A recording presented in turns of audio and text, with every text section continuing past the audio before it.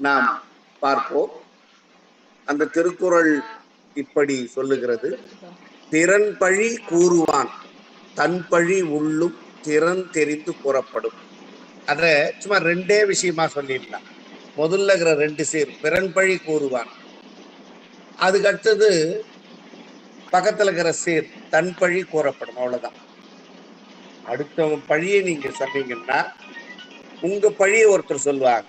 அப்போ கூறுபவன் கூறப்படுபவன், பேசுபவன் பேசப்படுபவன். அந்த மாதிரி நீங்க அடுத்த குறைய சொல்றீங்களா, அடுத்தவன் தீமையை, அடுத்தவன் பழிய, அடுத்த விஷயத்த சொல்றீங்களா, உங்களுடைய விஷயம் பிறரால் பேசப்படும். அது கூட எப்படி சொல்றாங்க அப்படின்னா, பிறன் பழி என்பது பிறர் இல்லாத போது சொல்றது. கூறுவான்னா அவர் எதிரே சொல்றது இல்லை. அவர் எதிரே சொன்னா அவரை திருத்திக்கிறதுக்கு சொல்றது. ஆனால் அவர் எதிர இல்லாம நாம எப்படி சொல்றோம் அப்படின்னா, அவர் இல்லாதப்ப சொல்றோம். இது எல்லா மனிதர்களுக்கும் இயல்பாக இருக்கிற ஒண்ணா இருக்கு. அப்போ இது மூலியமா என்ன சொன்னா என்ன அப்படின்னா, நம்மளுக்கும் எல்லா மனிதர்களும் குறைவுடையவர்களே, குறை இல்லாத மனிதர்களே இல்லை. குறை இல்லாதவன் தெய்வம். அப்ப நாம மனிதர்கள் என்பதால் குறைவுடையவர்களாக இருக்கிறோம். நம்மளுடைய குறைபாடுகள்ல குணநாடி குற்றம் நாடி அவர்கள் மிகை நாடின்ற மாதிரி நம்மளுடைய குறைபாடுகளை கண்டுபிடித்து, அதனாலதான் அவர் சொல்றார் தன் பழி உள்ளும் அப்படின்னா, நினைச்சு பார்க்கிற அளவுக்கு இருக்கிற நம்மளுடைய பழிகளை, அதனுடைய திறன்னா இங்க திறமை இல்லை, இது ஆகு பெயரா அதனுடைய தன்மையை உணர்த்துகிறது. அதன் திறன் தெரிந்து, அந்த குற்றத்தினுடைய தன்மை தெரிந்து நாம் நினைத்து நினைத்து, இந்த உள்ளுதல் அப்படிங்கிறது நினைச்சு பார்க்கறது இல்லை, நினைச்சு வருத்தப்படுற மாதிரி மற்றவர்களால் பழிக்கப்படுவோம்.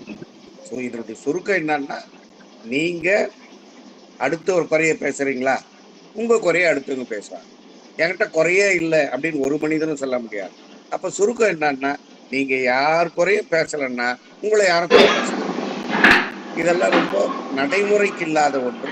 ஆனால் இதை நாம் உட்படுத்தி கொண்டு நம்மை திருத்திக் கொள்ள வேண்டும் என்பதற்காக கூறப்பட்ட திருக்குறள் இது. மறுபடியும் அந்த குறளை சொல்கிறேன்: பிறன் பழி கூறுவான் தன் பழி உள்ளும் திறன் தெரிந்து கூறப்படும்.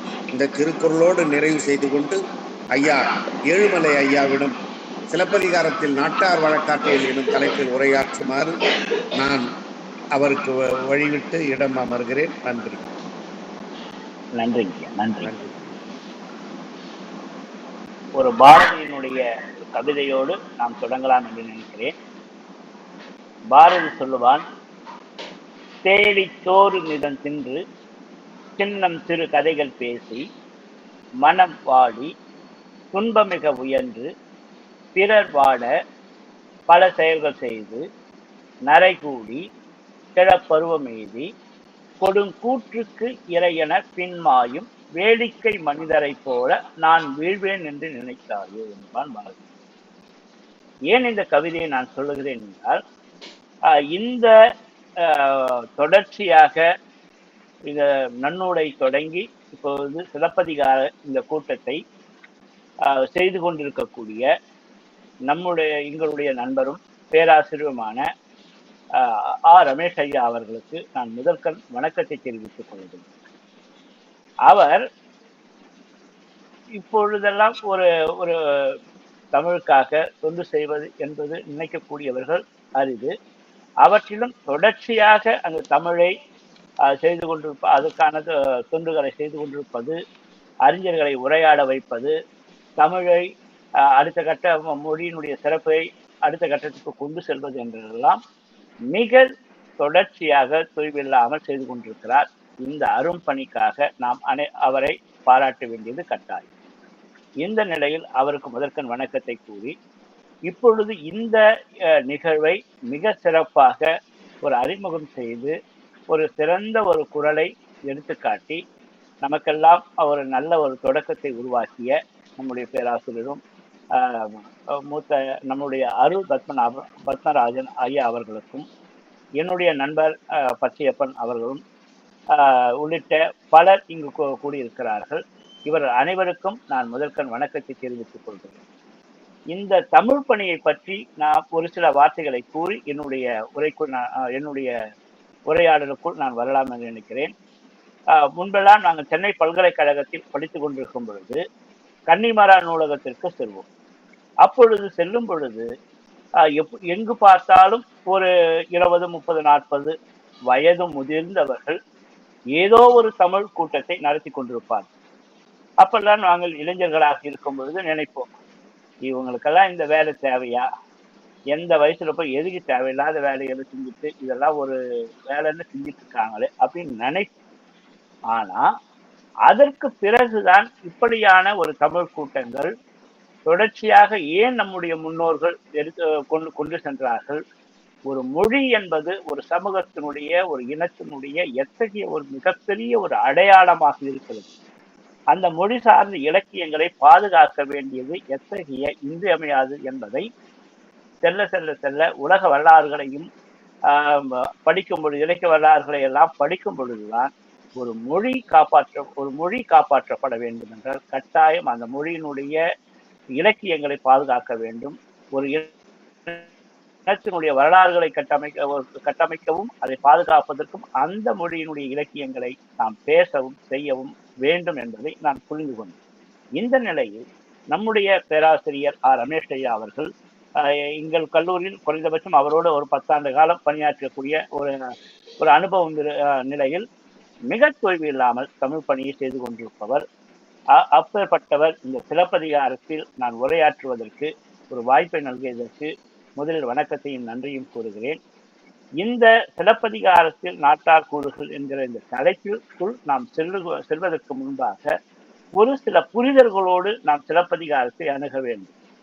நமக்கெல்லாம் தெரியும், சிலப்பதிகாரம் என்பது வேறு பெயர்கள் யாவை என்று கேட்டால் அது முத்தமிழ் காப்பியம், ஒரு நாடக காப்பியம், ஒரு இயலிசை சார்ந்த முத்தமிழை சொல்லக்கூடிய காப்பியம், மூவேந்தர்கள் சேர சோழ பாண்டியர்களுடைய மூவேந்தனுடைய காப்பியம் என்றெல்லாம் நாம் அதை பற்றியதான ஒரு உரையை, ஒரு பொழிப்புரையை, ஒரு விளக்கத்தை நாம் சொல்லுவோம். இதற்கு முன்பாக இந்த ஒரு பணுவலை நாம் எப்படி அணுகுவது, அந்த பணுவல் ஏன் ஒரு முதல் காப்பியமாக உருவானதோடு மட்டுமல்லாமல் இன்று வரை ஒரு 2000 ஆண்டு காலம் வரை ஒரு பணுவல் என்பது பேசப்படுகிறது என்றால், அதை பற்றி நாம் விவாதித்துக் கொண்டிருக்கிறோம் என்றால், அந்த பணுவல் இந்த சமூகத்தில் ஆற்றிய பங்கு என்ன, அதற்கு இளங்கோவடிகள் எடுத்துக்கொண்ட கருவிகள் என்ன என்பதை நாம் நுட்பமாக பார்த்தால்தான் அந்த காப்பியத்தினுடைய ஒரு முழு தன்மையை, அந்த முழு வெற்றியை நாம் புரிந்து கொள்ள முடியும். அதற்கு சில கருவிகளை நாம் துணை கொள்ள வேண்டும். என்ன என்று சொன்னால், ஐயா இடையூறுக்கு மன்னிக்கவும். ஐயா கேக்குதுங்களா? கேக்கு சொல்லுங்க. உங்க நெற்றி பகுதியோட அந்த ஸ்கிரீன்ல மறையுது கொஞ்சம், அப்படியே இப்ப போதும். இன்னும் கொஞ்சம் கீழே இருக்குங்கய்யா, கொஞ்சம் ஒரு கொஞ்சம் கீழே மேல போறீங்க, கொஞ்சம் கீழே. போதும். நன்றி ஐயா, நன்றி. நன்றி. அப்போ இந்த ஒரு இலக்கியத்தை, ஒரு இலக்கிய பணுவலை நாம் புரிந்து கொள்வதற்கு இப்பொழுது நாம் ஒரு சில அடிப்படைகளை, ஒரு சில தன்மைகளை நாம் எடுத்துக்கொள்ள வேண்டும். அதில் ஒன்று என்ன என்று சொன்னால், எல்லா கோட்பாடுகளும் ஒரு மேற்கத்திய அறிஞர்களால் நமக்கு அறிமுகப்படுத்தப்பட்டது என்று நாம் ஒரு கருத்தை வைத்துக் கொள்வோம். இரண்டாவது கருத்து என்ன என்றால், இலக்கணங்களில் கூறப்பட்டது எல்லாம் ஒரு எழுத்து மரபிற்கு மட்டுமே உரியது என்கிற ஒரு அடிப்படையும் வைத்துக் கொள்கிறோம், தொல்காப்பியத்தை தவிர. தொல்காப்பியத்தில் இந்த உலக வழக்கு, நாடக வழக்கை பற்றி பேசியிருப்பார். அப்போ மற்ற பிறகு வந்த இலக்கியங்கள் எல்லாம் ஒரு எழுத்து பணுவல்களை புரிந்து கொள்வதற்கான ஒரு தன்மையாக மட்டுமே நாம் பார்க்கிறோம். மூன்றாவதாக நாம் என்ன நினைக்கிறோம், இது எல்லாம் எப்பொழுது ஒரு பணுவல் எழுத்து இலக்கியங்களாக உருவாகிவிட்டதோ அவை ஒன்று அது செவ்விலக்கியங்களாக நாம் பார்க்கக்கூடிய தன்மை. 2, நாட்டுப்புற பாடல்களையோ நாட்டுப்புற கதைகளையோ ஒரு தொகுத்து வெளியிட்டால் அது ஒரு காட்சி பொருளாக, அதை பற்றிய எந்த ஒரு ஆய்வும் செய்யாமல் ஒரு காட்சி பொருளாக விட்டுவிடக்கூடிய ஒரு தன்மை. நான்காவதாக ஒரு நாட்டுப்புற பாடல்களை தொகுத்து நாம் அதை ஒரு நூலாக வெளியிட்டு விட்டால் ஒரு பாடல், வாய்மொழி பாடல் என்பது ஒரு ஒரு குறிப்பிட்ட சூழலில் உருவாகக்கூடியது. அப்படி ஒரு சூழலில் உருவாகும் பாடலை, கதைகளை, பழமொழிகளை, விடுகதைகளை, கதைப்பாடல்களை நாம் எழுத்து வடிவத்திற்கு கொண்டு வந்து விட்ட பிறகு அந்த சூழல் என்பது இல்லாமல் போய்விட்டது. அதாவது நிகழ்த்துதல் நீக்கப்பட்ட ஒரு எழுத்து பணுவலாக வந்துவிட்டது. இனி இதில் ஆராய்வதற்கு என்ன இருக்கிறது என்கிற ஒரு தடுப்புகளை நாம் உருவாக்கி கொண்டு ஒரு பணுவலை பார்க்கிறோம். ஆனால் இவற்றை எல்லாம் நாம் நீக்கிவிட்டு ஒரு இலக்கியம் எப்படி உருவாகிறது என்று நாம் பார்க்கும் பொழுது, நாம் சிலப்பதிகாரமாகட்டும், ஒரு சங்க இலக்கியங்களாகட்டும், ஒரு பக்தி இலக்கியங்களாகட்டும், ஒரு சிற்றிலக்கியங்களாகட்டும், எல்லா இலக்கியங்களும் ஒரு மனிதனுடைய அனுபவம் இல்லாமல் ஒரு இலக்கியம் உருவாக முடியுமா என்கிற ஒரு கேள்வியை நாம் உருவாக்கி கொள்ளலாம். அப்போ ஒரு சமூகத்தில் ஒரு படைப்பாளன் தான் பார்த்ததை, தான் கேட்டதை, தான் அனுபவித்ததை தான் ஒரு இலக்கியமாக படைக்க முடியும். அப்படி ஒரு கற்பனாவாத தன்மையில் ஒரு இலக்கியம் படைத்தால் அவை வெற்றி பெறுமா? அந்த வெற்றி பெறுதல் என்பது ஒரு குறிப்பிட்ட காலத்தில் வெற்றி பெற்றாலும் அது தொடர்ச்சியாக மக்களால் போற்றப்படுமா என்கிற ஒரு கேள்வியை நாம் உருவாக்கி கொண்டு இந்த சிலப்பதிகாரத்தை நாம் அணுக வேண்டியதாக இருக்கு. அப்போ இந்த சிலப்பதிகாரம் என்பது ஒரு குறிப்பிட்ட 2ஆம் நூற்றாண்டில் உருவான பொழுது நமக்கெல்லாம் தெரியும். ஒரு சாதாரணமாக எப்படி உருவானது என்று நாம் சிலப்பதிகாரம் எப்படி உருவானது என்று சொன்னால், நமக்கு இளங்கோவடிகளால் உருவாக்கப்பட்டது என்கிற ஒரு விடை. அது சீத்தலை சாத்தனார் கதைகளை சொல்ல அதை கேட்டவர் இளங்கோவடிகளை செய்ய சொன்னதாகவும், இளங்கோவடிகள் தான் செய்ய எடுத்துக்கொண்டதாகவும் நாம் கூறுகிறோம். இந்த கதையை யார் கூறினார்கள் என்பது நாம் ஒரு மேம்போக்காக என்ன சொல்கிறோம் என்றால், ஒரு உலா வரும் பொழுதோ அல்லது இளங்கோவடிகளிடம் ஒரு புறவர் இன மக்கள் இந்த கதையை சொன்னார்கள், அதை இவர் இளங்கோவடிகள் உருவாக்கினார் என்கிற ஒரு எல்லோருக்கும் தெரிந்த இந்த ஒரு கருத்து. அப்பொழுது இவற்றை இந்த ஒரு கதையை ஒரு குறிப்பிட்ட சமூகத்தில் ஒரு குறிப்பிட்ட காலத்தில் இருந்த ஒரு நாட்டுப்புற கதை ஒரு படைப்பாளியிடம் கூறப்பட்ட பொழுது அவர் அப்படியே அந்த கதையை எழுதியிருப்பாரா? எழுத முடியுமா என்றால் இல்லை. அப்போ ஒரு வாய்மொழியாக இருந்த ஒரு பணுவல் ஒரு எழுத்திலக்கிய பணுவலாக மாறும் பொழுது அந்த எழுத்து இலக்கிய பணுவலுக்கான கருத்தியல்களை உள்வாங்கித்தான் உருவாக்க முடியும். அப்போ உள்வாங்கும் பொழுது ஒட்டுமொத்தமாக இந்த வாய்மொழி மரபை விட்டு ஒரு எழுத்திலக்கிய மரபு உருவாகுமா என்றால் கண்டிப்பாக உருவாகாது. ஏனென்று சொன்னால், எப்படி ஒரு குறிப்பிட்ட ஒரு கதை மக்களுடைய வழக்காறுகள், இந்த நாட்டார் வழக்காறுகள் ஒரு பாடல்களாகவோ அல்லது பழமொழியோ விடுகதையோ ஏதோ ஒரு வழக்காறு என்பது மக்களிடத்தில் எப்படி அது ஒரு குறிப்பிட்ட காலம் இருந்து பிறகு ஒருவரிடமிருந்து இன்னொருவரிடமிருந்து அது எப்படி ஒரு பணுவல் மாறிக்கொண்டே இருக்கும். நான் ஒரு பாட்டு நான் பாடினா இந்த பாடலை கேட்டவர் அப்படியே அவர் பாடுவார் என்று சொல்ல முடியாது. அவருடைய கருத்துகள், அவருடைய அறிவு, அவருடைய அனுபவம் அது சார்ந்து அந்த பணுவல் என்பது மாறும். இப்படிதான் ஒரு வாய்மொழியாக இருந்த பல்வேறு பணுவல்கள் எழுத்திலக்கிய பணுவல்களாக மாறியது. இதற்கு உண்மையிலேயே இந்த சங்க இலக்கியத்தை நாம் சொல்வோம்ல, நமக்கு கிடைக்கப்பட்ட முதல் இலக்கியங்களாக நாம் சொல்லும் பொழுது இந்த முதல் கரு உரு என்று சொல்லக்கூடிய ஒரு பொருண்மைகள் கூட இந்த வாய்மொழி மரபில் இருந்திருக்கிறது. ஒரு திணை மரபு என்பது குறிஞ்சி முல்லை மருதம் நெய்தல் பாலை என்று சொல்லக்கூடிய திணை மரபு என்பது கூட, திணையினுடைய வாழ்க்கை மரபு என்பது கூட இங்கிருந்து எடுக்கப்பட்டது. ஏன்னா ஒரு இலக்கியங்களாகட்டும் ஒரு அனுபவத்தில் தன்னுடைய அனுபவத்தை தன்னுடைய சூழல் சார்ந்து தான் பழகிய ஒரு சமூகம் சார்ந்துதான் ஒரு இலக்கியத்தை உருவாக்க முடியும். அப்படி உருவானால்தான் அந்த இலக்கியம் அந்த சமூகத்தால் வாசிக்கப்படும், அப்போ ஏற்றுக்கொள்ளப்படும். அந்த அடிப்படையில் தான் இந்த சிலப்பதிகாரமும் உருவாக்கப்பட்டது. ஏனென்று சொன்னால், சிலப்பதிகாரத்தை மிக அற்புதமாக அது இளங்கோவடிகளால் ஒரு வாய்மொழி கதையை ஒரு சிறந்த ஒரு அது லிட்ரரி பிரின்சிபல் என்று சொல்வார்கள். ஒரு இலக்கியத்தினுடைய கொள்கைகளை பின்பற்றி மிக அற்புதமாக உருவாக்கப்பட்ட ஒரு எழுத்திலக்கிய பணுவல். அப்போ இந்த எழுத்திலக்கிய பணுவலை அவர் உருவாக்கும் பொழுது மக்களுக்கான பணுவலாக அவர் எப்படி மாற்றுகிறார் என்பதுதான் இளங்கோவடிகளினுடைய மிக சிறந்த அந்த தன்மை. அந்த அவரது சிறந்த ஒரு அனுபவத்தை, அவருடைய மக்களோடு மக்களாக பழகிய அந்த தன்மையை ஒரு சிறந்த இலக்கியமாக படைக்கிறார். அப்போ இந்த ஒரு கதை என்பதை ஒரு 30 காதைகளை கொண்ட ஒரு நீண்ட கதையை கொண்ட இவற்றை உருவாக்குவது என்பது அவ்வளவு சுலபமானது அல்ல. அந்த குறவர் மக்கள் சொன்னார்கள், அதை இவருக்கு ஒரு ஒரு ஒரு இலக்கியமாக படைத்தார் என்று மேம்போக்காக நாம் சொல்லிவிட முடியாது. இதற்காக அவர் செய்த கள ஆய்வுகள் நாம இன்னைக்கு ஃபீல்டு ஒர்க் பண்றோம். அந்த மாதிரி அவர் மக்களோடு கொண்ட உறவு என்பதும், அந்த கதையை சேகரிக்கப்பட்டது, அந்த கதைக்கான கதாபாத்திரங்களை உருவாக்குவது, அந்த கதாபாத்திரங்களுக்கான மொழியை உருவாக்குவது, அந்த மொழிக்கான ஒரு பாடல்களை உரையாடல்களை உருவாக்குவது என்பதுதான் ஒரு வாய்மொழி மரபினுடைய, அதாவது நாட்டார் கூறுகளை அடிப்படையாக கொண்டு உருவாக்கப்பட்ட மிக சிறந்த இலக்கியங்களாக இருக்கிறது.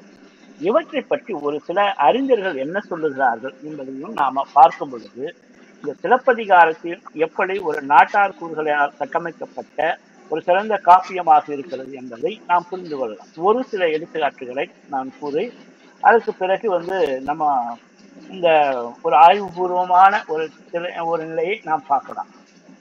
முதல்ல பாத்தீங்கன்னா சாவே சுப்பிரமணியம் சொல்றாரு, எப்படி தமிழில் முதலில் காப்பிய மரபில் உண்டாக்கிய காப்பியம் சிலப்பதிகாரம். திராவிட மொழிகளில் தோன்றிய முதல் காப்பியம் சிலப்பதிகாரம். தமிழ், தெலுங்கு, மலையாளம், கன்னடம் ஆகிய மொழிகளுக்கு முதல் காப்பியமாக சிலப்பதிகாரம் அமைகின்றது. திராவிட பண்பாட்டை உணர்த்துகின்றது. பல நிலைகளில் தமிழில் தனித்தன்மை உணர்த்துகின்ற காப்பியம் சிலப்பதிகாரம் என்று கூறுகிறார். இது ரொம்ப மிக முக்கியமான ஒரு தன்மை. ஏனென்று சொன்னால், ஒரு தென்னிந்திய பகுதியாக இருந்த ஒரு தொடக்க கால தமிழ், கன்னடம், மலையாளம், கேரள பகுதி, இந்த 4 எல்லா பகுதியும் ஒரு நிலமாக இருந்த சூழலில் இப்படியான ஒரு கதை இந்த ஒரு குறிப்பிட்ட ஒரு பெரும் பரப்பில் உயர்ந்திருக்கிறது. அவற்றைதான் அந்த ஒரு இலக்கியமாக உருவாக்கி இருக்கிறார் என்பதை சாவே சுப்பிரமணியம் அவர்களுடைய கருத்துக்கள் மூலமாக புரிந்து கொள்ள முடிகிறது. இன்னும் ஒரு 2 கருத்துக்களை சொன்னால் அந்த தன்மையை நாம் புரிந்து கொள்ளலாம். அதாவது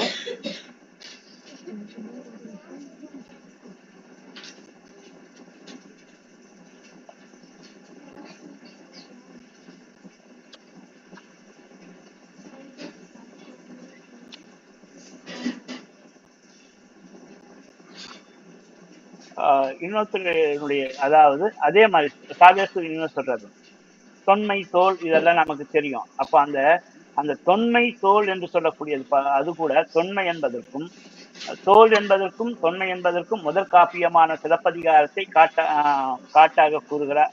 என்ன இந்த இலக்கணம் தொன்மை தோல் அப்படின்னு சொல்லக்கூடிய அதுக்கு கூட ஒரு எடுத்துக்காட்டாக விளங்கக்கூடியது இந்த சிலப்பதிகாரம் அப்படின்னு சொல்றாரு.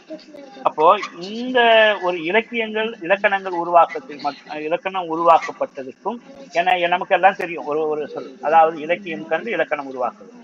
அப்போ அந்த இலக்கணத்தை உருவாக்கக்கூடிய முறைமைகளுக்கும் இந்த போன்ற இலக்கணங்கள் எப்படி இருந்தது என்பதை நாம் பார்க்கணும். இப்படி ஒரு சாவேசு மட்டுமல்லாமல் இப்படி ஒரு தொடர்ச்சியாக சிலப்பதிகாரத்தை ஒரு மிக விரிவாக ஆராய்ச்சி செய்யக்கூடிய அறிஞர்கள் எல்லாம் நமக்கு தெரியும். அப்படி ஆராய்ந்தவர்கள் இந்த சிலப்பதிகாரத்தில் இருக்கக்கூடிய நாட்டார் கூறுகளை மிக விரிவாக அதை பேசியிருக்கிறார்கள். அதுல ஒரு சில கூறுகளை நாம் எடுத்து சொல்லும் பொழுதுதான் எடுத்துக்காட்டி நாம் விளக்கலாம் என்று நினைக்கிறேன். இதுல பாத்தீங்கன்னா, இந்த மாமழை போற்றுதும் அப்படின்ற ஒரு நம்ம தொடங்கும். அப்போ மழையும் திங்களையும் மாமழையும் இந்த இயற்கையை பாடக்கூடிய அந்த தன்மைகள். ஏன்னா ஒரு செவ்விலக்கிய மரபுகளை பார்த்தீங்கன்னா, ஒரு கிளாசிக்கல் மரபுல இந்த இயற்கையை போற்றுதல் என்கிற ஒரு தன்மை இது நம்ம எல்லாமே ஒரு ஒரு குறிப்பிட்ட, அதாவது எல்லாவற்றையும் ஒரு செவ்விலக்கியங்களாக பார்ப்பது, செவ்விலக்கியங்கள் என்பது முற்றாக வாய்மொழி மரபிலிருந்து வேறுபட்டது, அப்படியெல்லாம் நாம சொல்லி சொல்லி பழகி இருக்கிறோம். ஆனா இந்த தொடக்கத்தில் இருக்கக்கூடிய இந்த போற்றுதல் என்று சொல்லக்கூடிய ஒரு மரபும் அதிலிருந்து நாம தொடங்கி பார்த்தோம்னா ஒரு அறிவிக்கக்கூடிய இயற்கையை வணங்கக்கூடிய அந்த மரபு, இது இது வந்து ரொம்ப மிக முக்கியமான ஒரு நாட்டார் வழக்காற்றில் இருக்கக்கூடிய நாட்டுப்புற மக்களினுடைய வழக்கில் இருக்கக்கூடிய ஒரு வழக்கம். அதை பார்த்தீங்கன்னா அது பாடக்கூடிய முறைமை இருக்கு. சரி, இவரு சிலப்பதிகாரத்துல தான் இவர் பதிவு செஞ்சு இளங்கோவடிகளால் தான் இந்த பாடலை எழுதினார், இவர் தான் அதை வந்து, ஏன்னா அதை தெளிவுபடுத்தினது ஒண்ணா அவர் இருக்கலாம். ஆனா இன்னைக்கும் அந்த போற்று திருமணம் முடிஞ்ச உடனே பாடக்கூடிய மரபு கொங்கு நாட்டுல இன்னைக்கும் அந்த போற்றுதல் கூடிய இந்த பாடல் பாடக்கூடிய மரபு இன்னைக்கும் இருக்கு. அது என்னன்னா, ஒரு குறிப்பிட்ட காலகட்டத்துல எல்லா இலக்கியங்களும் சரி, ஒவ்வொரு குறிப்பிட்ட காலகட்டத்துல ஒரு தேவை இருக்கும். அந்த தேவையை நிறைவு செய்து கொள்வதற்கு வாய்மொழி மரபிலிருந்து ஒரு கருத்தை எடுத்து மக்களுக்கு அது போய் கொண்டு சேர்ப்பாங்க.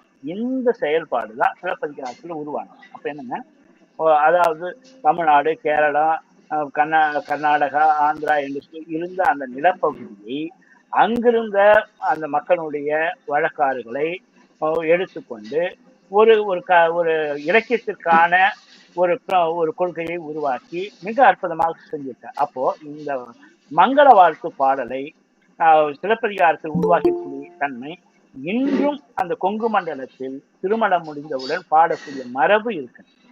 இதுக்கான நம்ம என்ன, அது ஒரு கலாய்வுகளை மேற்கொள்ளும் பொழுது ஒரு எழுத்திலக்கிய மரபை மிக விரிவாக நாம் புரிந்து கொண்டு அதை வைத்து ஒரு கலாய்வு செய்யும் போது, ஒரு குறிப்பிட்ட பகுதி சார்ந்த கலாய்வு உட்படுத்தும் பொழுது, அப்போ அந்த வழக்காறுகளினுடைய இன்றைய மாற்று வடிவங்களை நாம் புரிந்து கொள்ள முடியும்.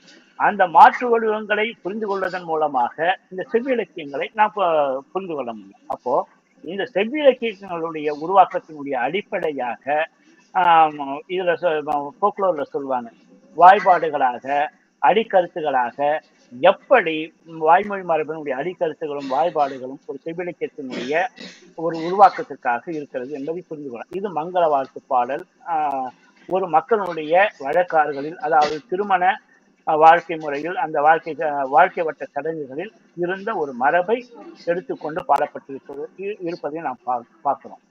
அதே மாதிரி பார்த்தீங்கன்னா மிக முக்கியமானதுன்னு பார்த்தீங்கன்னா இந்த விழா அறைதல். ஏன்னா நமக்கெல்லாம் தெரியும், ஒரு இந்திர விழாவை பற்றி சொல்வார்கள். அந்த இந்திர விழாவில் ஒரு அதாவது ஊர் சடங்கு, அந்த காப்பு கட்டுதல், இது எல்லாம் நமக்கு தெரியும். இன்னைக்கு நமக்கு தெரியும், கிராமத்துல ஒரு தெய்வத்தினுடைய வழிபாடு நடக்குதுன்னா அந்த விழாவை பற்றி சொல்லுவது, அந்த விழாவை அந்த வள்ளுவன் முரசறைந்து விழா அறிவித்தல் அப்படின்னு நமக்கு சிலப்பதிகாரத்தில் இருக்கு. இப்போ இங்க ஒரு இலக்கியத்துலதான் இவர் படைக்கிறாரா அப்படின்னா எங்கிருந்து அதை பார்க்கிறாரு அப்படின்னு சொல்லி இன்னைக்கு நமக்கு தெரியும். அப்படியே அப்ளை பண்ணிப்பாங்க. 2000 ஆண்டுகள் ஆனாலும் சரி, ஒரு திருவிழா, ஒரு அம்மன் திருவிழாவோ ஒரு ஊர்க்கூட்டம் போட்டு வரி எடுத்து குடும்ப பிரிவு போட்டு பண வசூல் செஞ்சு அதை நம்ம திருவிழா கொண்டாடுவோம். முறையாக நாம் பார்த்தோம்னா இன்னைக்கும் ஒரு வண்ணார்களோ அல்லது ஆதிதிராவிடர்களோ ஒரு குறிப்பிட்டவர்களால் என்ன பண்ணுவாங்க, விழாவை ஊர் முழுக்க அறிவிக்க செய்வார்கள். இந்த குறிப்பிட்ட நாள்ல ஊர்க்கூட்டம் நடக்குதுன்னு சொல்லுவாங்க. அதற்கு பிறகு அந்த ஊர்க்கூட்டம் முடிந்த பிறகு இந்த முடிவு செஞ்ச அந்த விழாவை இன்னைக்கு விழான்னு எல்லா ஊர்களுக்கும் எல்லைகளுக்கும் எல்லையில் இருக்கக்கூடிய மக்களுக்கு அறிவிப்பு செய்வார்கள். அப்போ இந்த விழா அறைகள் என்கிற ஒரு தன்மையும் இன்றும் ஒரு மக்களிடத்தில், ஒரு சாதாரண ஒரு நாட்டார் மக்களிடத்தில் இருக்கக்கூடிய ஒரு வழக்கத்தை அதில் அவர் பொருத்தி காட்டுகிறார். அப்போ இந்திர விழாவில் அந்த கொடியேற்றக்கூடியதாக இருக்கட்டும், அந்த விழா அறையக்கூடியது, இப்படியான எல்லா தன்மைகளையும் எங்கிருந்து கொண்டிருக்கிறார்கள், மக்களிடத்தில் இருக்கக்கூடிய வழக்கம் தான். அப்ப அந்த வழக்கத்தை ஒரு கதாபாத்திரத்தை உருவாக்கி அதை ஒரு கதையாக அவர் கட்டமைத்து இருப்பதை நாம் பார்க்கிறோம். இது மட்டும் இல்ல, படையல் போறதோ அல்லது கூத்து வைக்கிறதோ, ஒரு புண்ணிய நன்னீர் ஆடல் அதுவோ, இல்ல பிற தெய்வங்களுக்கு விழா எடுத்தல், இதெல்லாம் ஒரு என்னன்னா ஒரு இந்திர விழா என்பது ஏதோ ஒரு புதுசா அங்க அதாவது தேவலோகத்தில் இருக்கக்கூடிய தெய்வத்திற்கு வழிபாடு செய்யக்கூடியது என்பதாக நாம் கருதுகிறோம். இப்போ அதுல பாத்தீங்கன்னா அப்படியே ஒரு ட்ரெச்சரை எடுத்துட்டு இன்னைக்கு நடக்கக்கூடிய ஒரு அம்மன் வழிபாட்டுல உங்க ஊர்ல இருக்கக்கூடிய ஒரு ஜாத்திரை திருவிழாவையோ அல்லது ஒரு ஒரு தென் மாநிலங்களில் சொல்லக்கூடிய கொடை விழாவையோ நீங்க பொருத்தி பாருங்க. ஒரு ஒரு ஊர்க்கூட்டம் போறது, அந்த ஊர்க்கூட்டத்துல திருவிழாவுக்கான நாட்களை குறிப்பது, அதற்கு பிறகு அந்த ஊரில் இருக்கக்கூடிய தெய்வங்களுக்கெல்லாம் படையல் போடுவது, இது எல்லாமே வந்து பாத்தீங்கன்னா ஒரு சிலப்பதிகாரத்தில் இந்த வாய்மொழி அதாவது நாட்டார் மரபில் இருக்கக்கூடிய அந்த சடங்குகளும் இங்க வந்து பாத்தீங்கன்னா அந்த சிலப்பதிகாரத்துல அவர் பொருத்தி அதுக்குண்டான ஒரு கதையை அந்த இந்திர விழாவில் அதை செஞ்சிருப்பார். இது மட்டும் இல்லாம அப்போ அந்த அறச்செயல்களை செய்வது, அப்போ வந்து ஒரு சில கட்டுப்பாடுகளை விதித்துக் கொள்வது, ஊருக்கு வந்து ஒரு எண்ணெய் வியாபாரியோ அல்லது அறிமுகம் இல்லாத ஒரு புது ஆளுமொழியோ வர வைக்க மாட்டாங்க, உள்ள வரக்கூடாது. அதே மாதிரி ஊர்ல இருக்கக்கூடியவர்களும் வெளியூர்ல போய் தங்கக்கூடாது. இப்படியான நடைமுறைகள் எல்லாம் சிலப்பதிகாரத்தை நாம் நுட்பமாக வாசிக்கணும். என்னன்னா இங்கதான் நாம வந்து ஒரு தப்பு பண்ணிடுறோம். அதாவது என்னன்னா ஒரு உரையாசிரியர் ஒரு சொற்களுக்கு வந்து அந்த அந்த காதைக்கோ அந்த சொற்களுக்கு ஒரு விளக்கம் சொல்லிட்டாருன்னா இது மட்டும்தான் பொருள் அப்படின்னு நாம என்னன்னா ஒரு ஒரு பணுவலை வாசிக்கும் பொழுது அந்த சொற்களுக்கான பொருள் கொள்ளுதல் என்கிற ஒரு முறையில் நாம் நின்று விடுகிறோம். ஆனால் அந்த பொருளுக்கு பின்னால் இருக்கக்கூடியது ஒரு சிறுபானாற்று படையில் ஒருவன் ஒரு பாணன் யானை மீது அமர்ந்து பாடினான் அப்படின்னு ஒரு கருத்து இருக்குன்னு நினைச்சுக்கோங்க. அப்ப எந்த சூழலில் அவன் பாடியிருப்பான், என்ன இசையை அவன் பாடியிருப்பான், என்ன பாடல் பொருண்மையில் அவன் பாடியிருப்பான், அவன் யாருக்காக பாடியிருப்பான், இது எல்லாவற்றையும் நாம் அதுக்குள்ளாடி நாம உள்ள தேடி பார்த்தோம்னா கிடைக்கும். அப்ப இந்த உரையாசிரியர், ஏன்னா கண்டிப்பா உரையாசிரியர்களை குறை சொல்லக்கூடாது, அந்த சொற்களுக்கான பொருட்களை அதை புரிந்து கொள்வதற்கான ஒரு விளக்கத்தை அவர்கள் கொடுத்தார்கள். ஆனால் அந்த சொற்களுக்கான அந்த விளக்கத்துக்கான ஒரு பின்னால் இருக்கக்கூடியதை நாம் நுட்பமாக ஆராயும் பொழுது ஒரு சமூகத்தினுடைய இயக்கத்தை நாம் அதில் புரிந்து கொள்ளலாம். அப்ப அந்த சமூக இயக்கம் என்பது ஒரு குறிப்பிட்ட காலகட்டத்தில் இருந்த வாழ்க்கை முறையை நாம் அர்த்தப்படுத்தக்கூடியதாக அது இருக்கும். இந்த தன்மைதான் நாம் இந்த இந்திர விழா என்று சொல்லக்கூடிய ஒரு பகுதியில ஒரு தொன்மத்தை, அதாவது ஒரு தொன்மத்தை இந்திரனோ அல்லது கண்ணைக்கோ ஏதோ ஒரு தொன்மத்தை நாம் எடுத்துக்கொள்வது, அந்த தொன்மத்திற்கான ஒரு படையல் இடுவது, அதற்காக அங்கு கூத்து நிகழ்த்துவது, அந்த பல்வேறு கூத்துகளை நிகழ்த்தக்கூடியது, ஒரு புண்ணிய நன்னீராடல் என்று சொல்லக்கூடிய அந்த நீராடுவது, அறச்செயல்களை செய்வது, விழா எடுப்பது, இப்படியான எல்லா முறைமைகளும் ஒரு நாட்டார் சமூகத்திலும் இருந்திருக்கு. இப்ப நாம என்னன்னா செவ்விலக்கியத்திலிருந்து நாட்டார் மரபுக்கு போயிருக்குமா, நாட்டார் மரபிலிருந்து செவ்விலக்கியத்துக்கு வந்திருக்குமான்னு அப்படின்னா முதல் படி ஒரு நாட்டார் மரபிலிருந்து செவ்விலக்கியத்திற்கு வருவதும், செவ்விலக்கிய மரபில் இருக்கக்கூடியது பிறகு நாட்டார் மரபிற்கு செல்வதும் ஒரு இயக்கம், அது வந்து ஒரு வளையும் இயக்கம். ஆனால் செவ்விலக்கிய மரபு, அதாவது எழுத்திலக்கிய பணுவலுக்கான ஒரு அடிக்கருத்து எங்கிருந்து கிடைத்திருந்தால் அந்த படைப்பாளி வாழக்கூடிய அந்த சமூகத்திலிருந்து சில புரிதல்களால் உருவானதுதான் வந்திருக்கும். அந்த அடிப்படையில் தான் இவற்றையெல்லாம் நாம் பொருத்தி பார்க்க வேண்டியதாக இருக்கிறது. அது அதுக்கு அங்க செய்யக்கூடிய இசைகள் கூட நாம வந்து எடுத்துக்கலாம். இது வந்து இந்த தன்மைகள் மிக முக்கியமானது. அதே மாதிரி பார்த்தீங்கன்னா இந்த சிலப்பதிகாரத்தில் இந்த மரபு வழியாக வரக்கூடிய இசை அது ரொம்ப முக்கியம். எல்லாருக்கும் பார்த்தீங்கன்னா இந்த வரிப்பாடல் என்று சொல்லக்கூடிய, நம்ம எல்லாருக்கும் தெரியும், சிலப்பதிகாரத்தை நீங்க எப்படி வந்து நாட்டுப்புற கூறா பாக்குறீங்க அப்படின்னு கேட்டா ஒரே இதுல சொல்லுவோம். அதுல வந்து குன்றக்குறவை இருக்கு, வேட்டுவரை இருக்கு, இது எல்லாம் வந்து ஒரு நாட்டுப்புற இசையினுடைய மரபு அப்படின்னு நாம சொல்லுவோம். இது ஒரு தன்மை தான். ஆனா இவை எப்படி அந்த வரிப்பாடல் என்று சொல்லக்கூடியதோ, இந்த குறவை என்று சொல்லக்கூடியதோ, இந்த குறம் பாடுதல், நமக்கு அதெல்லாம் தெரியும், குற்றால குறவஞ்சி என்று சொல்லக்கூடிய ஒரு இலக்கிய வடிவம் நமக்கு கிட்ட இருக்கு. அப்போ அந்த குறம் பாடுதல் அப்படின்றது புறவஞ்சி என்கிற புறத்தி குரு சொல்லக்கூடிய குறி சொல்லுதல் என்கிற ஒரு அடிக்கருத்து எப்படி பல்வேறு பணுவல்களை உருவாக்கிக்கும் உங்களுக்கு தெரியும். ஒரு திரௌபதி குரம் என்று சொல்லக்கூடிய ஒரு பணுவல் இருக்கிறது. அம்மானை என்கிற ஒரு பாடல் வடிவம் இருக்கிறது, அது நாட்டுப்புற வடிவம். இப்ப அம்மானை என்கிற ஒரு வடிவம் சிவிலக்கியத்தில பயன்படுத்தியிருப்பாங்க. அப்போ இந்த ஒரு குறவஞ்சி கூத்து இருக்கும். இப்ப நம்ம ரமேஷ் ஐயாக்கெல்லாம் தெரியும், திருவண்ணாமலை மாவட்டம் எல்லாருக்கும் தெரியும், நம்மளுடைய பச்சை வீட்டு எல்லோருக்கும் வந்து பாத்தீங்கன்னா இந்த வடதமிழகத்தில் இருக்கக்கூடிய கூத்து மரபு நமக்கு குறவஞ்சி கூத்து என்று ஒரு கூத்து இருக்கிறது. இப்போ ஏன்னா இந்த குறவஞ்சி இந்த கூத்து மரபாகட்டும், குறம் பாடுதல் என்று சொல்லக்கூடிய அவர் இந்த குறவர்களுடைய வாழ்க்கையை பாடக்கூடியது. இப்ப இதுக்கெல்லாம் இந்த இசை மரபு எல்லாம் அந்த வேட்டுவ வரியோ இந்த வரிப்பாளர்கள் எல்லாம் பார்த்தீங்கன்னா ஒரு செவ்விலக்கியத்துக்கான ஒரு மரபு இல்லை. இது எல்லாமே வந்து பார்த்தீங்கன்னா ஒரு நாட்டார் மரபினுடைய ஒரு இசை. ஏன் அப்போ இங்க ஒரு கேள்வியை நாம் உருவாக்கிக்கணும். அப்போ இந்த ஒரு செவ்விலக்கியமாக வந்துட்டு ஒரு எழுத்திருக்கப்படுவதாக மாறுகிறது. அப்ப ஏன் இவ்வளவு நாட்டார் குழுக்களை இது உள்வாங்கணும், ஏன் வந்து அவர் இளங்கோவடிகள் முன்வைக்கணும் அப்படின்னு நான் பார்க்கும்பொழுது யாருக்கான பணுவலாக இருக்கிறது என்பது மிக முக்கியமான கேள்வி. ஏன்னா இந்த சிலப்பதிகாரம் என்பது ஒரு நீண்ட கதையை சொல்லக்கூடியதாக இருந்தாலும் ஒவ்வொரு காதையும் ஒரு கதையாக இருக்கும். இப்ப மங்களவாசி என்று சொன்னாலும் சரி, ஒவ்வொரு காதைகளும் ஒரு கதையை சொல்லக்கூடிய ஒரு தொடக்கம், ஒரு இறுதி வடிவத்தை உடையதாக இருக்கும். இந்த மரபே வந்து ஒரு நாட்டார் மரபு. ஒரு ஒரு ஒரு கதையை ஒரு தொடக்கம், ஒரு முடிவு, ஒரு ஏன்னா இன்னைக்கு 30 காதையை சொல்றாரு. ஒரு கதையில ஒரு தொடர்ச்சியா இருந்தால் ஒரு கதை என்பது சிலப்பதிகாரம் கோவலனுடைய வாழ்க்கையை, கண்ணகி கோவலனுடைய வாழ்க்கையை சொல்லக்கூடியதாக இருந்தாலும் கூட ஒவ்வொரு காதையும் ஒரு தொடக்கத்தையும் முடிவையும் ஒரு கதை அமைப்பை கொண்டதாக இருக்கும். இப்ப கண்ணகி அப்படின்ற ஒரு கதாபாத்திரத்தை நீங்க எடுத்துக்கீங்க. நம்ம என்ன நினைக்கிறோம், ஒரு ஒரு ஒரு இலக்கியத்தை முழுமையாக நாம படிக்காதவர்கள் என்ன நினைப்போம்னா, கண்ணகி என்று சொல்லக்கூடியது சிலப்பதிகாரத்தில் தான் அறிமுகமாக இருக்கும் அப்படின்னு நாம நினைச்சுக்கிறோம்.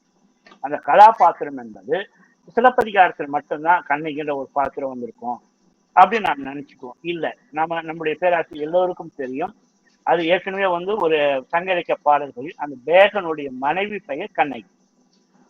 அப்போ அந்த பேகனுடைய அந்த கண்ணகி என்ன, கண்ணகிக்கும் பேகனுக்கும் அந்த ஊழல் வரும் பொழுது புலவர்கள் எல்லாம் ஒன்று கூடி நீங்கள் 2 பேரும் ஒன்றாக சேர்ந்து எங்களுக்கு பொருட்களை வழங்கினால்தான் நாங்கள் பெறுவோம் என்று சொல்லக்கூடிய அந்த புறநானூற்று பாடல்கள் எல்லாம் என்னன்னா பேகன் என்று சொல்லக்கூடிய ஒருவனுடைய மனைவி கண்ணகியாக இருக்கிறார். அப்போ அந்த இலக்கியங்கள் உருவானதும் அதுக்கான கதாபாத்திரங்களுக்கான பெயர்களை கொண்டதும் எல்லாம் வந்து பார்த்தீங்கன்னா ஒரு ஒரு ஒரு 10% வேணா ஒரு கற்பனையான ஒரு கதாபாத்திரங்களை, கற்பனையான பெயர்களை படைக்கலாம். அது கொஞ்சம் மாற்றி, அதாவது ஒரு நூடுல்ஸ் மாதிரி ஏதாவது ஒன்று மிக்ஸ் பண்ணி ஏதோ ஒரு பேரை படைக்கலாம். ஆனா பெரும்பான்மையான கதாபாத்திரங்களை அங்க அந்த சமூகத்தில் இருக்கக்கூடிய மக்களுடைய பெயர்களாகத்தான் அந்த கதாபாத்திரங்களாக இருக்கும்.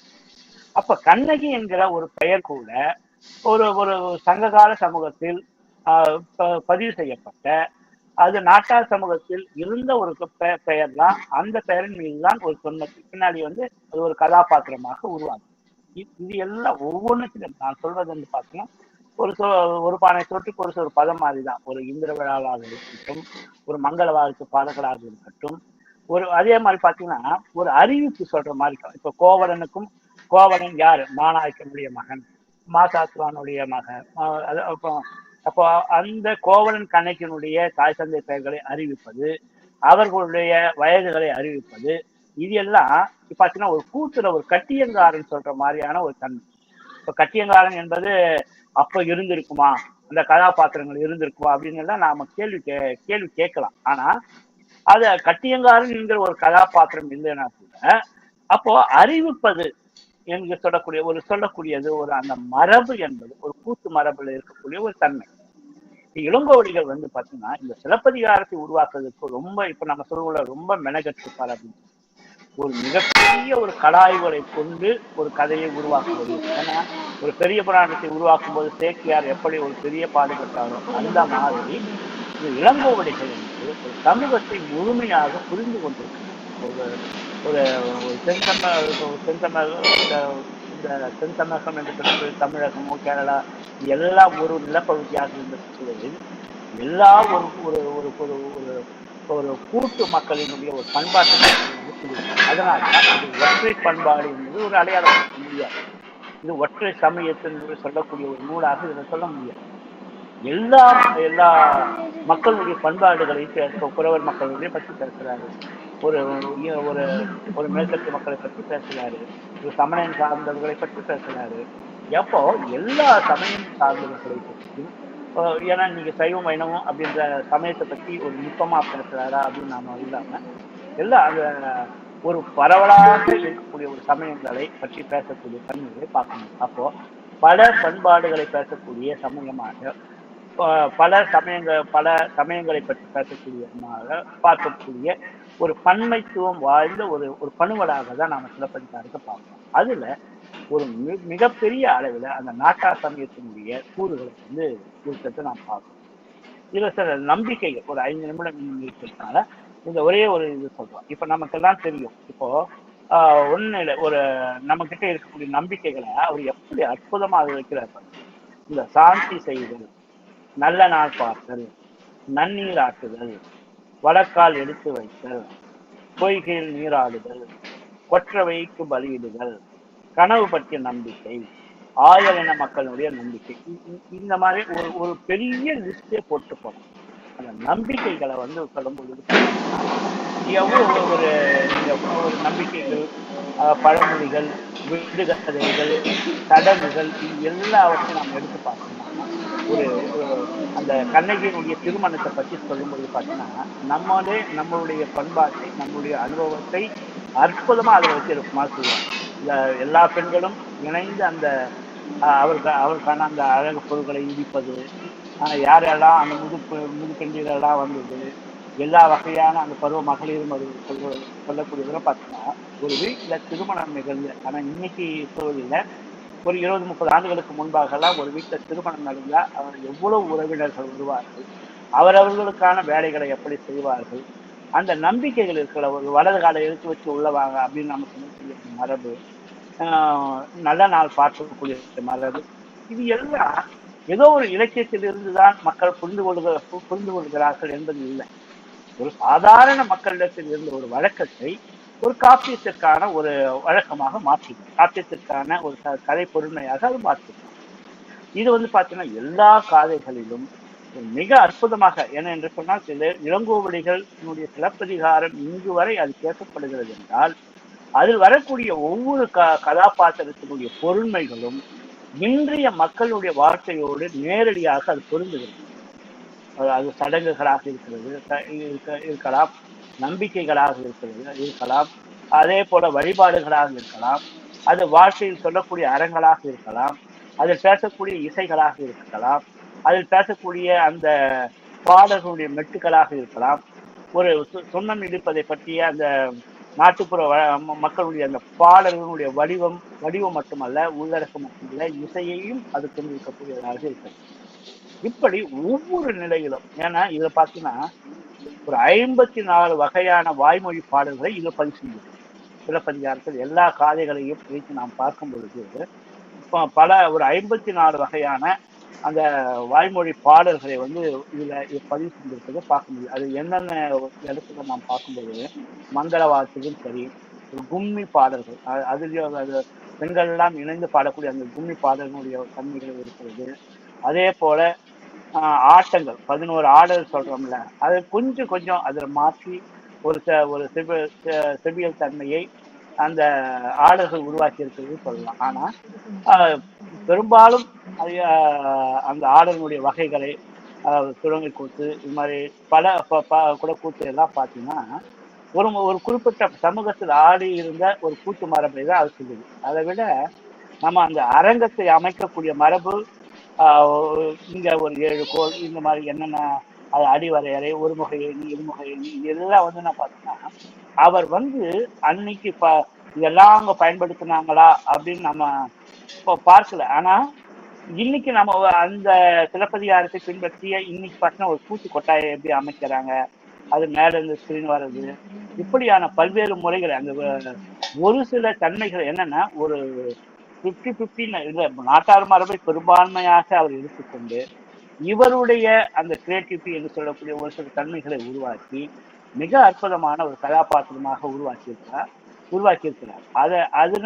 இங்க என்னன்னா, சிலப்பதிகாரத்துல இந்த நாட்டார் கூறுகள் ஒரு இசையாக, ஒரு மொழியாக, ஒரு பேசக்கூடிய மொழியாக, அந்த நிகழ்ச்சிகள் உரையாடல் வடிவமாக, ஒரு பண்பாட்டு தன்மை சொல்லக்கூடியதாக, ஒரு சடங்குகளை நிகழ்த்தக்கூடிய அந்த நிகழ்ச்சிகள் வடிவத்தை உருவாக்கக்கூடிய ஒரு பணுவலாக, இப்படி ஒரு நாட்டார் கூறுகளை எல்லாம் எடுத்துக்கொண்டு ஒரு செவ்விலக்கிய அதாவது லிட்ரரி பிரின்சிபலை பயன்படுத்தி உருவாக்கப்பட்ட இந்த சிலப்பதிகாரம் என்பது இப்படி ஒரு நாட்டார் கூறுகளால் அமைக்கப்பட்டதுனால்தான் இன்னைக்கு வரைக்கும் ஒரு நாட்டார் மக்களிடத்து அந்த கண்ணகின்னு நேரடியாக இல்லைன்னா கூட இன்னைக்கு கண்ணகியவனுடைய வழிபாடு மாரியம்மன் வழிபாடாக இருக்கிறது. அப்போ அந்த வெள்ளிக்கிழமை குளிக்கிறது அப்படின்றதெல்லாம் பின்னாடி நிறைய உண்மையா பொய்யா அப்படின்றதெல்லாம் ஆய்வுக்கு. ஆனாலும் கண்ணகியினுடைய அந்த தொன்மம் குறித்த செயல்பாடுகள் இன்னைக்கு நமக்கு இருக்கு. இதனுடைய இதனுடைய இயக்கத்தை நாம் எப்படி புரிந்து கொள்வது என்றால், வாய்மொழி மரபிலிருந்து உள்வாங்கி ஒரு எழுத்து பண்பலாக ஒரு சிவிலக்கியங்களாக உருவாகுவது, இந்த எழுத்திலக்கிய பண்பலிலிருந்து ஒரு வாய்மொழி மரபுகள் உருவாக்குவது, காலந்தோறும் அது என்னன்னா வெவ்வேறு வடிவங்களாக. இப்ப கண்ணகி பத்தி பாத்தீங்கன்னா கோவலன் கண்ணகி கதை கூத்தாக நிகழ்த்தப்படுகிறது. அப்போ இவங்களுக்கு சிலப்பதிகாரம் படிச்சிருப்பாங்களா அதை பார்க்கக்கூடிய மக்கள் அப்படின்னா இல்லை. அப்போ அந்த கோவலன் கண்ணகி என்று சொல்லக்கூடிய ஒரு கதாபாத்திரம் அந்த மக்களுடைய சமகாலத்தினுடைய வாழ்க்கையை பிரச்சனைகளை பேசக்கூடியதாக இருக்கிறது. அந்த ஒரு கணவனை இழந்த ஒரு பெண்ணினுடைய வழிகளை பேசக்கூடியதாக இருக்கு. அப்போ ஒரு பணுவல் என்பது ஒரு மக்கள் பணுவலாக மாற வேண்டும் என்றால் மக்களிடம் இருக்கக்கூடிய வழக்காறுகளை, நாட்டுப்புற கூறுகளை எடுத்துக்கொண்டு ஒரு வடிவம் பெறும் பொழுது அது ஒரு எழுத்து பணுவலாக மட்டுமே நின்று விடாமல் அது வாய்மொழி பணுவலாகவும் அது மக்களினுடைய பணுவல்களாகவும் மாறுகிறது. அதனால்தான் குடிமக்கள் காப்பியம் என்று சொல்லக்கூடிய ஒரு தன்மையை அது பெறுகிறது. இப்படி ஒவ்வொரு நிலைகளிலும் இது சும்மா அவங்க தொட்டு காட்டுறது ஒவ்வொன்றாக நாம் எடுத்து பார்க்கும் பொழுது சிலப்பதிகாரத்தை இயற்றிய இளங்கோவடிகள் மிக மிக முயன்று ஒரு சமூகத்தை புரிந்து கொண்டு ஒரு குறிப்பிட்ட நிலப்பகுதியில் வாழ்ந்த மக்களுடைய வாழ்க்கையை புரிந்து கொண்டு ஒரு இலக்கியங்களை உருவாக்கிய சிறப்பை நமது சிலப்பதிகாரத்தில் காண முடியும். இந்த ஒரு சிறப்பான ஒரு வாய்ப்பினை எனக்கு வழங்கிய பேராசிரியர் ரமேஷ் ஐயா அவர்களுக்கும் அருள் பத்மநாபன் ஐயா அவர்களுக்கும் பச்சைப்பன் உள்ளிட்ட பார்வையாளர்கள் அனைவருக்கும் நான் இந்த நேரத்தில் நன்றியை கூறி இந்த உரையை நிறைவு செய்கிறேன். நன்றி, வணக்கம்.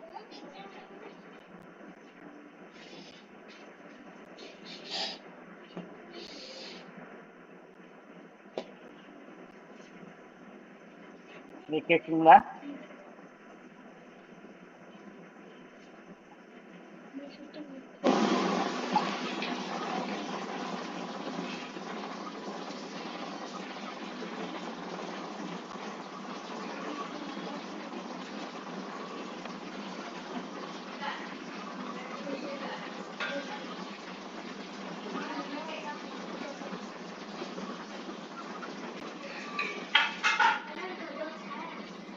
சார் கேட்கலையா? எனக்கு கேட்கலையா? கேக்குதுங்களா? கேக்கலங்கய்யா.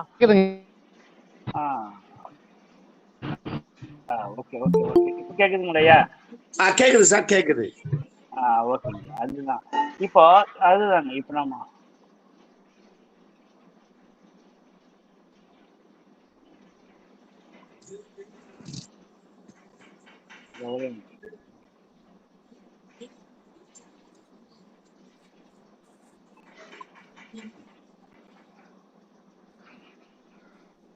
மறுபடியும் கேட்கல. ஒரே நிமிஷம்.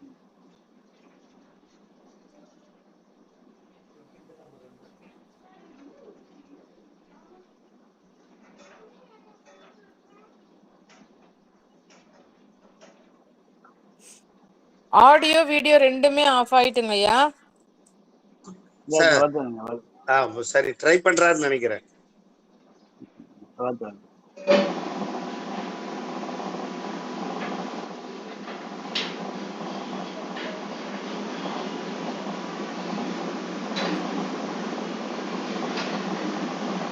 Okay okay. அதான் இந்த இந்த மக்களுடைய வழக்காறுகளை எல்லாம் அது கொண்டிருப்பதனால தான் வந்து ஒரு குடிமக்கள் காப்பியமாக இன்று வரை அது நடைபெற்றிருக்கிறது என்பதை கூறி இத்தகைய ஒரு நல்ல ஒரு வாய்ப்பை வழங்கிய நம்முடைய பேராசிரியர் ரமேஷ் ஐயா அவர்களுக்கும் அருள் பத்மநாபன் ஐயா அவர்களுக்கும் பச்சைப்பன் உள்ளிட்ட நண்பர்களுக்கும் இந்த நேரத்தில் நன்றியை கூறி விடைபெறுகிறேன்.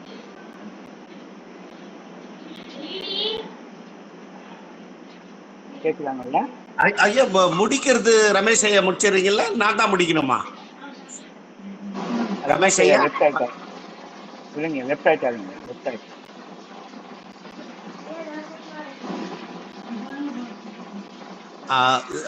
ஐயாவிடம் தொடர்ந்து பேசுறதுனா பேசுங்க, வினாக்கள் இருந்தா. கலந்து புரியல.